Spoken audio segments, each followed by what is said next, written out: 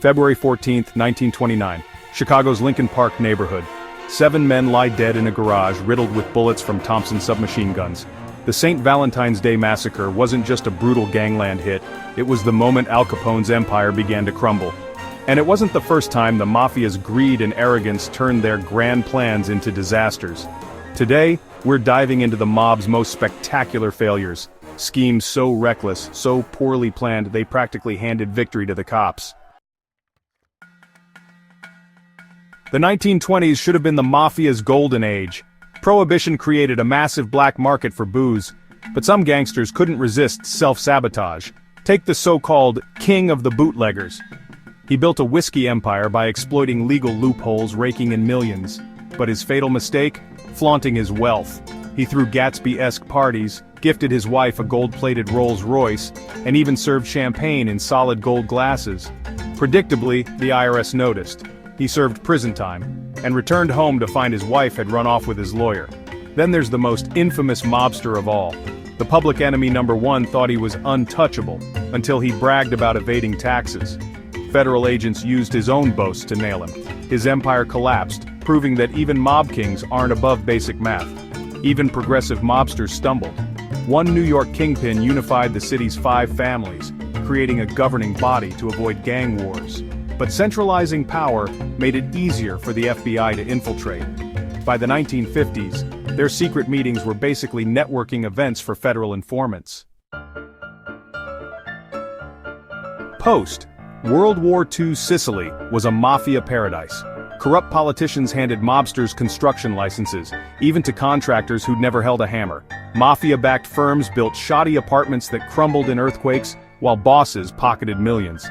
But their fatal error? Overreach. By the 1980s, their city had become a dystopia of half-finished highways and leaking schools. Public outrage ignited historic trials, sending hundreds to prison. Turns out you can't extort an entire city and stay under the radar.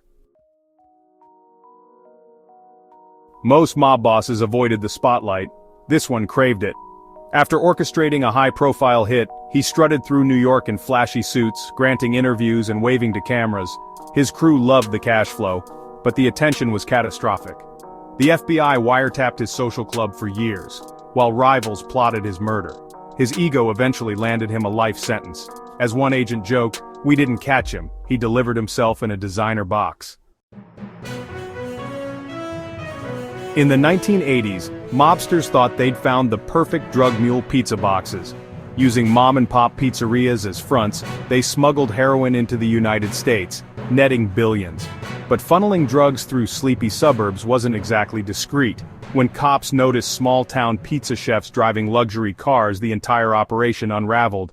The resulting trial exposed dozens of mobsters, and taught the Mafia that frozen dough won't hide a cocaine trail. In the 1970s, New York's 5 families found a loophole skip gas taxes by diluting fuel with toxic waste.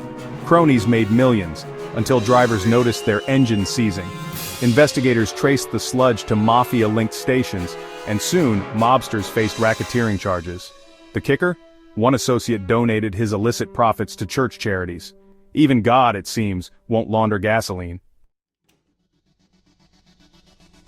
From toxic gas to crumbling concrete, the Mafia's greatest failures all stemmed from the same flaw: hubris. They believed laws didn't apply to them, that intimidation could replace innovation. But time and again their arrogance bred carelessness, and carelessness bred handcuffs. As for today's mobsters, they've swapped pasta shops for cryptocurrency. Let's hope they've learned to avoid the spotlight, and the IRS.